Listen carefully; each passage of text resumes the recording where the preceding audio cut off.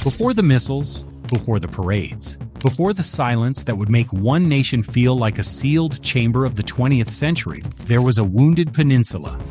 Korea had once stood as a single civilization, shaped by dynasties, invasions, reformers, and empire. But in the violent aftermath of the Second World War, that ancient continuity was severed by modern power politics. Across one scarred line of latitude, a new state emerged in the north, not merely as a country, but as a project, revolutionary, militarized, ideological, and increasingly dynastic. North Korea's story is not just the history of a government. It is the history of occupation, partition, war, survival, propaganda, famine, fear, and endurance. It is the story of how a state born under Soviet influence transformed itself into one of the most tightly controlled political systems in modern history. A land where memory was curated, loyalty ritualized, and power inherited beneath portraits and slogans. Yet beneath the spectacle of synchronized crowds and martial certainty lies a far more human story of ordinary lives, shaped by decisions made in war rooms, party halls, and nuclear bunkers. To understand North Korea is to travel through the ruins of the empire, the ashes of war, the machinery of totalitarian rule, and the unresolved wound of a divided Korea. And so, beneath the shadow of empires and ideology, our journey begins. In the twilight of the 19th century, Korea stood as an ancient kingdom caught between memory and modernity. Under the fading authority of the Joseon Dynasty, its palaces, Confucian academies, and walled cities still echoed with centuries of tradition. Yet beyond its mountains and harbors, a harsher world was closing in. Imperial Japan, Qing China, and Tsarist Russia all turned their gaze toward the peninsula, seeing not a civilization, but a strategic prize. Reform, resistance, and fear moved through Seoul like gathering storm clouds. For Korea, the old order was dying, and with it, the fragile illusion that geography alone could protect a nation. In the dawn of the 20th century, that pressure became conquest. After years of encroachment, Japan formally annexed Korea in 1910, folding the peninsula into its empire with bureaucratic precision and military force. Railways stretched across the land. Factories rose beside fields. Keynesian and modern administration arrived, but always under the iron logic of colonial rule. Korean language and identity were increasingly suppressed, while police surveillance, economic extraction, and cultural assimilation tightened their grip. Yet beneath this imposed order, resistance endured. Students marched, intellectuals wrote in exile, and guerrilla fighters vanished into the forests of Manchuria. Among those harsh frontiers, new political visions were taking shape. Visions forged not in peace, but in occupation and struggle. By the 1930s and 1940s, Korea had become a land transformed by coercion and survival. Japanese rule had reshaped its economy, schools, cities, and even the language spoken in public life, but it had also radicalized a generation. Nationalists sought liberation through diplomacy and exile, while communist organizers and anti-Japanese guerrillas embraced armed struggle as the path to reclaiming the nation. It was in this brutal world of winter campaigns, hidden cells, and revolutionary discipline that figures like Kim Il-sung entered the historical record and later myth. When Japan's empire finally collapsed in 1945, Korea was free, but not whole. The occupation had ended. The fracture had only just begun. August 1945 arrived not with peace, but with disorientation. Across Korea, church bells rang, flags reappeared, and crowds poured into streets that had long marched beneath the shadow of empire. Japan had surrendered. 35 years of colonial rule were over. Yet in the sudden silence that followed, no Korean government stood ready to inherit the nation. Into that vacuum stepped two foreign powers. With Soviet forces entered from the north, American forces from the south. And across a hastily drawn line at the 38th parallel, a civilization thousands of years old was divided in a matter of days. Temporarily, they said. But history was already hardening. Beneath the rhetoric of liberation, occupation quickly became administration. In the north, Soviet commanders worked through local committees, empowering Korean communists. and helping dismantle the old colonial structures. Landlords lost estates, collaborators were pushed aside, and new political organs began to take shape. In the South, the American military government faced unrest, ideological conflict, and the difficult task of building order from collapse. What had begun as a military convenience was becoming something far more permanent. 2 zones, 2 systems, 2 futures. Ikan families found themselves separated by checkpoints and uncertainty, while in towns and villages, the first cold winds of the coming ideological storm were already beginning to blow. By 1946 and 1947, the division of Korea was no longer a pause between wars. It was becoming a new political reality. In the North, Soviet-backed institutions elevated communist leadership and laid the foundations of a disciplined revolutionary state. In the South, a rival order emerged under American influence, carrying a very different vision of Korea's future. One people, one language, one history, now reorganized by the geometry of the Cold War. What had been drawn as an administrative line was turning into a border of destiny, and in that fractured landscape, the question that would define modern Korea had already begun to take shape. Who would inherit the nation, and at what cost? In the cold winter of 1948, beneath the gray skies over Pyongyang, a new chapter of Korean history was being written. The Democratic People's Republic of Korea was formally proclaimed, and on its stage stood Kim Il-sung, a guerrilla fighter turned revolutionary symbol, now the architect of a state. Soviet advisors oversaw the fragile scaffolding of government institutions, while local communists moved to consolidate authority across the northern provinces. Land reform uprooted centuries-old hierarchies, and factories and railways were brought under centralized control. The stakes were immense. A nation divided, a people still reeling from occupation and war, and a political experiment claiming legitimacy over all Korea. Beneath the banners and speeches, the foundations of absolute authority were quietly being laid. Across towns and villages, the machinery of the new state began to hum. Rival political factions were absorbed, sidelined, or purged, leaving the Korean Workers' Party as the singular vessel of power. Schools, newspapers, and local committees were reorganized to instill revolutionary discipline and loyalty to the leader. Soviet support provided both arms and administrative expertise, while ideological indoctrination fused nationalism with Marxist-Leninist principles. Citizens were taught not merely to obey, but to see the survival of the state as inseparable from the reverence of its leadership.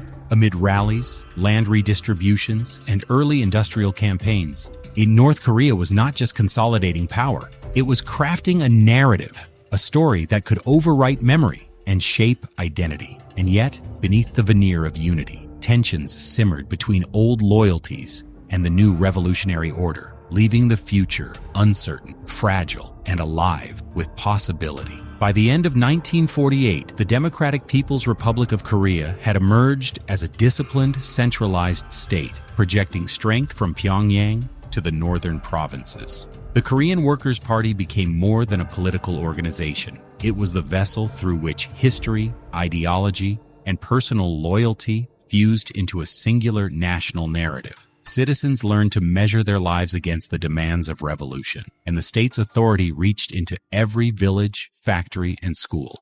From these first years of consolidation, the DNA of North Korea was encoded, a fusion of ideology, control, and might. Thus began an era that would define the peninsula, where power was not only exercised, but narrated, and the story of the state would become inseparable from the story of its people, setting the stage for the conflicts and triumphs yet to come.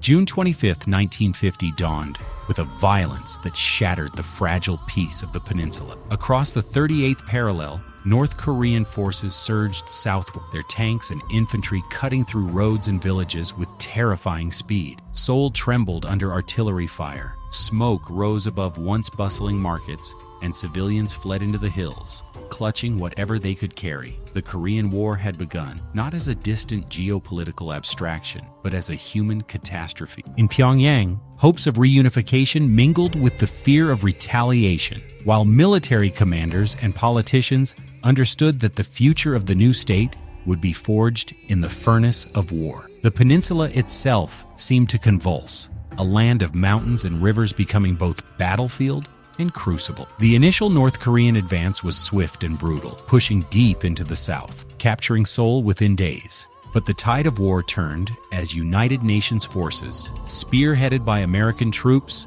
landed at Incheon and began a fierce counter-offensive. Cities burned and fell back and forth like leaves in a storm. Pyongyang itself would face occupation and retreat within months. Then came the entry of Chinese volunteer forces, flooding across the Yalu River, forcing UN troops southward once again. The entire towns vanished under artillery and fire, while civilians were swept into exile, starvation, or death. Families were sundered, communities erased, and the peninsula became a frozen theater of human suffering, where every battle etched scars into the land and memory. Amid this chaos, North Korean soldiers and civilians alike internalized a narrative of resistance, survival, and existential struggle that would outlast the war itself. By 1953, the guns fell silent, but the war had left Korea irrevocably scarred. Cities lay in ruins, millions of lives were lost or displaced, and the 38th parallel had hardened into a fortified boundary.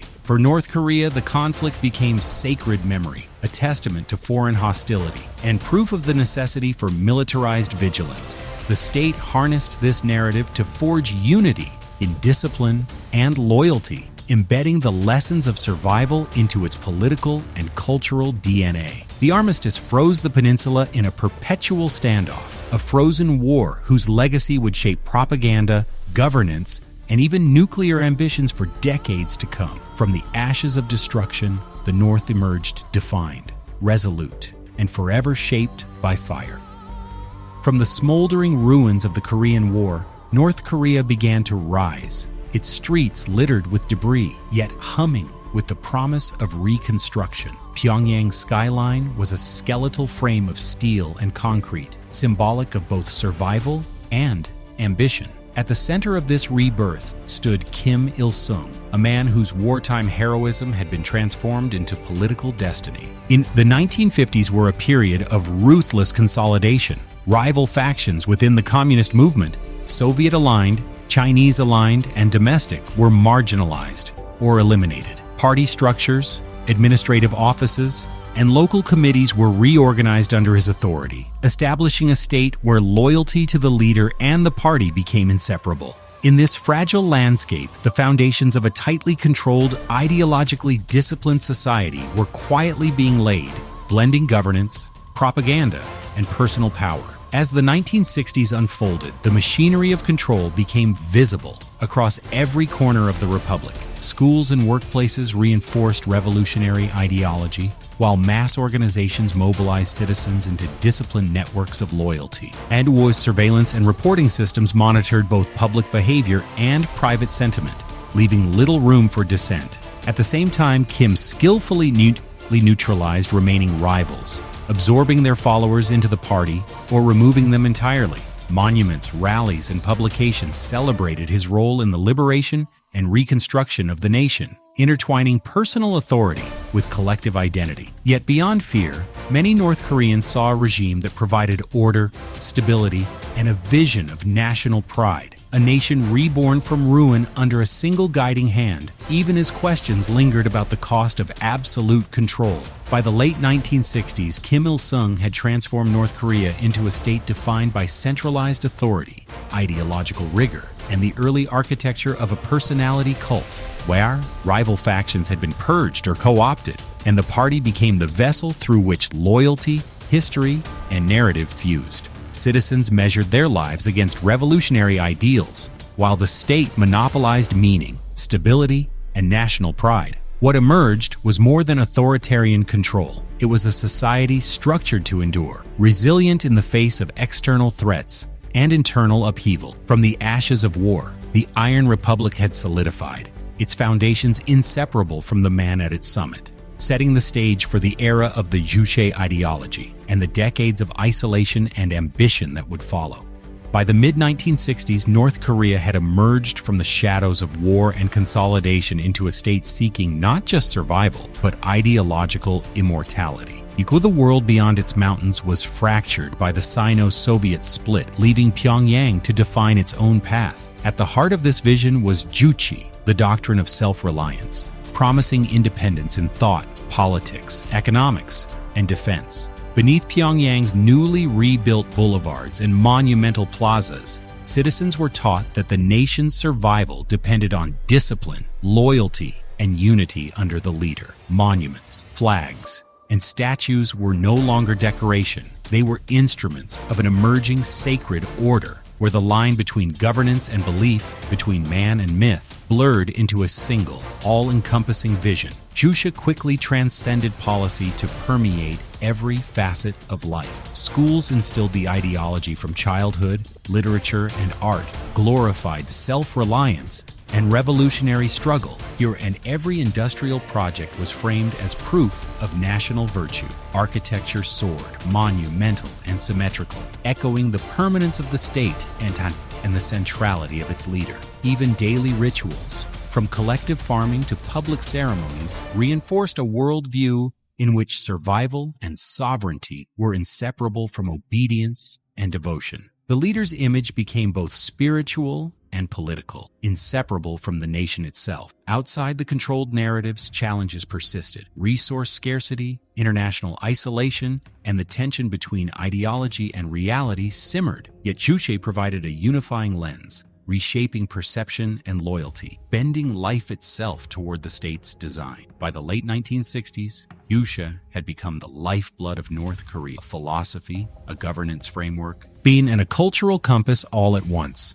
The state was no longer just a political entity. It was a sacred project, with the leader as both architect and symbol. Citizens measured their lives against the doctrine. Monuments and murals enshrined its lessons, and collective memory was molded to serve a singular vision of unity and resilience. In this transformation, North Korea claimed not merely to exist, but to define its own meaning, a fortress of ideology in a hostile world. From these foundations arose a state where thought, action, and belief were fused, setting the stage for decades of isolation, ambition, and the persistent weight of Juche upon every corner of life. By the 1970s, North Korea projected an image of unyielding strength. The streets of Pyongyang were adorned with banners extolling revolutionary virtue, and soldiers in crisp uniforms marched beneath colossal statues, a daily spectacle of discipline and power. Beyond the pageantry, the regime expanded its armed forces, building tanks, artillery, and missile programs that cast the peninsula as a fortress state. The world watched a country both theatrical and formidable, yet beneath the surface, the pressures of isolation, economic limits, and geopolitical tension gnawed its stability. At the center, Kim Il-sung quietly prepared for a transformation that would alter the nature of the state itself, the molding of a hereditary succession. In quiet chambers and controlled public spaces, Kim Il-sung began to elevate his son, Kim Jong-il, training him in party affairs, military strategy, and ideological orthodoxy. The regime's institutions, army, party, the media, were subtly realigned to recognize his emerging authority, while political rivals were sidelined or absorbed. Simultaneously, North Korea's military posture hardened, naval and air units expanded, border defenses sharpened, and propaganda emphasized eternal vigilance against the South and the United States. Daily life became inseparable from national security, as education, work, and culture were refracted through the lens of defense. Beneath the rituals and parades, a deeper mutation was occurring. The revolutionary state was bending toward a dynastic destiny, where ideology and family would merge. By the 1980s, the contours of a dynastic North Korea had crystallized. Kim Jong-il emerged not merely as a successor, but as the living embodiment of continuity, his image woven into the state's narrative alongside his father's. In militarization and familial succession intertwined, the army, party, and citizens alike were disciplined under a system where loyalty to the leader and to the lineage became indistinguishable. North Korea had transformed from a revolutionary experiment into a hereditary polity, a state where ideology justified dynastic ambition and ritualized power masked personal authority. From this era, the foundations of modern North Korean governance, culture, and strategic identity were sealed, preparing a nation for both isolation and endurance under a single family's watchful eye. In the early 1990s, the winds of change swept across the globe, and North Korea found itself suddenly adrift. The Soviet Union, once a lifeline of aid and ideological support, disintegrated into fragments. So while China began shifting its gaze toward economic reform and regional pragmatism, Pyongyang's carefully constructed world, the network of alliances, trade agreements, and protective umbrellas, eroded almost overnight. Factories faltered, rice silos emptied, and the certainties that had underpinned decades of rule began to quiver. At the center of this storm stood Kim Il-sung, aged yet commanding, embodying the state's continuity even as the scaffolding of his international support collapsed. The nation faced an existential test. Could the system endure when the world it had counted on no longer existed? As economic collapse deepened, famine and scarcity began to shadow every city and village. The railways slowed, markets emptied, and whispers of hardship crept through the streets. Yet the state's machinery of control persisted. Mass rallies, ideological broadcasts, and public ceremonies reaffirmed unity even as uncertainty gnawed beneath. Amid this turbulence, the most delicate transition in North Korean history was unfolding. Kim Il-sung's health declined, and the quiet grooming of Kim Jong-il became the focus of both party elites and a wary population. The question hung over the peninsula like a storm cloud. Could the son inherit not only power, but the faith of a people and the coherence of a faltering state? When Kim Il-sung passed in 1994, the nation entered a crucible of mourning and uncertainty. Kim Jong-il assumed command, not merely inheriting a title, but the immense burden of sustaining a fragile, isolated state. The economy faltered. International aid remained scant, and internal tensions simmered. Yet the regime's narrative of resilience held firm. The revolution's legacy would endure, embodied in the sun. This era of collapse without surrender solidified one enduring lesson. North Korea's survival depended less on allies and more on the disciplined control of meaning, loyalty, and ritual. From this shadowed juncture, the state readied itself to navigate decades of hardship, laying the groundwork for the rigid, self-reliant society that would define the 21st century. In the dawn of a new decade, beneath the shadow of a rigid state, North Korea faced a trial unlike any before. The 1990s brought famine, an unrelenting crucible that would shape a generation. Fields lay fallow, rivers of grain had dried to whispers, and the factories that once hummed with collective purpose fell silent. In the streets of Pyongyang and the remote villages of the north, families confronted hunger in its most intimate form. Empty bowls, whispered prayers, and children too weak to cry. The world outside saw headlines, but inside, survival became the quietest, fiercest struggle. Yet even in despair, the pulse of ordinary life persisted, hinting at resilience where the state's ideology had begun to falter. As the arduous march deepened, the veneer of total control began to fracture. Markets, once illegal and invisible, emerged in shadowed alleys and abandoned warehouses. Women became the architects of survival, bartering, cooking, and rationing with ingenuity born of necessity. Communities navigated hunger with silent codes. And while the state's rationing system, the arteries of its power, stuttered and failed, starvation did not stop ideology, but it forced reality to whisper back, obedience alone could not fill stomachs. Amid the quiet desperation, small acts of defiance appeared, unrecorded yet transformative, reshaping the relationship between citizens and a state that claimed omnipotence, yet could not touch the intimate mechanics of survival. By the late 1990s, the arduous march had left scars etched into every corner of North Korean life. The regime endured, yet the lived experience of famine had altered its social fabric. Informal trade networks persisted, women's roles expanded beyond traditional expectations, and the myth of absolute state control had visibly cracked. Kim Jong-il consolidated authority, projecting continuity over chaos. Yet the lessons of survival lingered quietly among the people. From the ashes of hunger, a more adaptive society had emerged, one negotiating existence beneath ideology. Thus, the arduous march became more than tragedy. It became a hidden testament to resilience, setting the stage for North Korea's enduring tension between myth and reality, control and survival into the 21st century. In the dawn of the post-Cold War era, North Korea faced a world reshaped beneath its feet. The collapse of old allies left Pyongyang exposed, yet from this strategic vulnerability emerged a new instrument: nuclear capability. The 1990s saw secretive enrichment programs, international alarms, and the tentative steps of diplomacy. Pyongyang, led by Kim Jong-il, began to grasp the power of uncertainty, turning the fear of the unknown into leverage against stronger nations. Amid sanctions, aid offers, and urgent negotiations, the peninsula teetered between isolation and engagement, each decision a delicate calculation in a high-stakes game of survival and signaling. By the late 1990s, the agreed framework promised a pause in nuclear tension, yet mistrust ran deep. American inspectors entered Yongbyon, even as Pyongyang clandestinely advanced its arsenal. The six-party talks of the early 2000s offered fragile corridors of dialogue: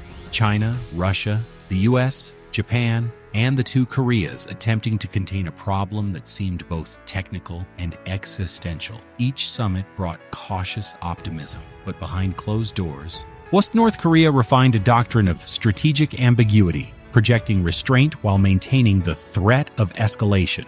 Meanwhile, inter-Korean initiatives flickered into life: joint industrial projects, limited family reunions, and diplomatic gestures hinted at a peninsula that could yet remember its shared history, even as the shadow of war and mistrust lingered. By the end of the 2000s, the pattern had solidified: cycles of provocation, negotiation, and partial concession. Pyongyang's nuclear program had become both shield and signal, asserting sovereignty while compelling reluctant engagement. Summits offered fleeting glimpses of reconciliation, yet the underlying calculus remained immutable: survival through measured unpredictability. The era left an enduring imprint on North Korea's identity, a state adept at balancing isolation with selective diplomacy, fear with fascination. From these shadows emerged a modern North Korea, cautious, resilient, and always calculate, its every gesture entwined with history, ideology, and the unyielding logic of endurance. Thus closed a chapter that taught the world that survival often wears both the mask of menace and the cloak of opportunity. In the winter of 2011, beneath the gray skies over Pyongyang, a nation paused. Kim Jong-il, the architect of modern North Korea, had died, leaving behind a dynasty now tested by mortality. Into this void stepped Kim Jong-un, young, untested, yet burdened with the weight of centuries of expectation. The streets whispered with cautious curiosity. The monument stood frozen in solemn witness, and the party apparatus braced itself. Continuity was paramount. Any sign of weakness could unravel decades of centralized control. From the very first days, the stakes were clear. The dynasty's survival rested on the skillful blending of authority, spectacle, and inherited legitimacy. The transition was swift and deliberate. Senior officials were reshuffled, perceived rivals quietly sidelined, and the military reminded that loyalty to the Kim bloodline was paramount. Public ceremonies became theater of power, each salute and banner choreographed to signal unbroken authority. Yet beneath the rigidity, subtle shifts emerged. Pyongyang's skyline gained new facades, consumer goods appeared in glossy windows, and state media began to harness digital imagery with unprecedented polish.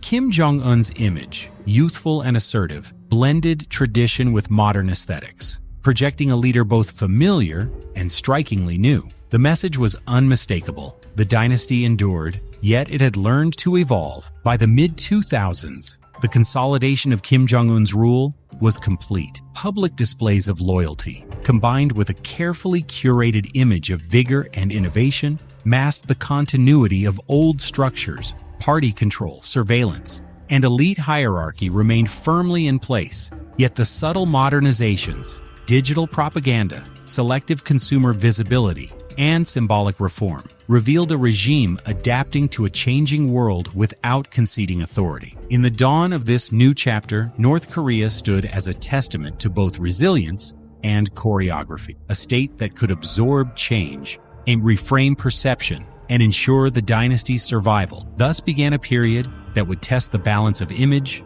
power, and modernity. In the dawn of the 21st century, North Korea rose as a nation of contradictions, a fortress cloaked in secrecy, yet impossible to ignore. From Pyongyang's concrete avenues to the remote test sites of Hamhung and Tongchang-ri, the air was thick with the hum of industry and the tension of geopolitics. Kim Jong-un, young yet unyielding, inherited a country defined by myth and memory, wars remembered, alliances fractured, and sovereignty framed as both sacred and imperiled. Across the peninsula, the shadow of 1950s battlefields lingered, shaping strategy, ideology, and the nation's sense of purpose. He thus began a chapter where survival itself became spectacle. Missiles arced across the sky, each test a declaration. North Korea would neither disappear nor submit. Diplomatic summits flickered like fragile candles. Moments in Singapore, Hanoi, and Panmunjom offered glimpses of possibility, only to be snuffed by mistrust, sanctions,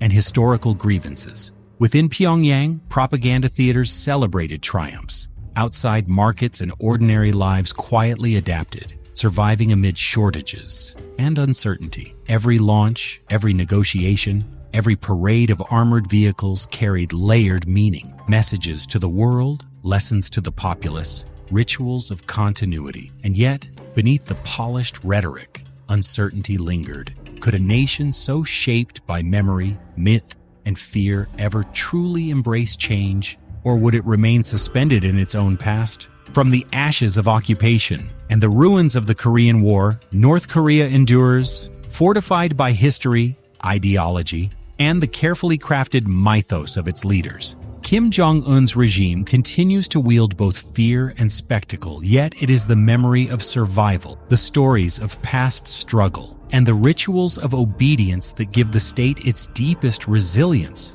The peninsula remains divided, the war technically unresolved, and the world watches, unsettled and uncertain. In this unfinished silence, the future of North Korea and Korea itself hangs in delicate balance, a reminder that history is never truly concluded. It waits patient and unyielding for the next chapter to be written.